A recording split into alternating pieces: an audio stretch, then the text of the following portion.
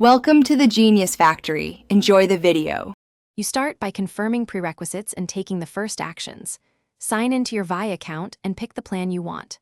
Once done, make sure your laptop is on a stable network, Wi-Fi or Ethernet, because buffer issues ruin playback. Install the official Vi web app or use a modern browser. This avoids codec and DRM problems. You'll also want your payment method and any two-factor code at hand so you don't stall during checkout or profile setup. Once signed in, you proceed to the middle steps. Choose the device profile and content you want to stream.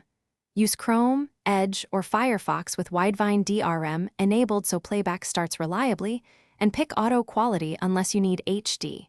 Auto balances data and clarity.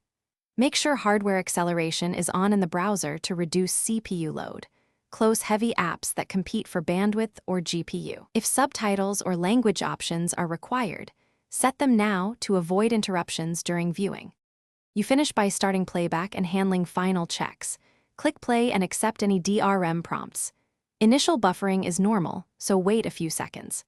If the video stalls or drops frames, lower quality, restart the browser, or switch to Ethernet or a 5 GHz Wi-Fi band to reduce interference. If you can't sign in or the app misbehaves, clear cache and cookies, reset your password, or reinstall the Vi app. This usually removes corrupted settings and gets you back to watching quickly. Thanks for watching. If you found this helpful, don't forget to like and subscribe.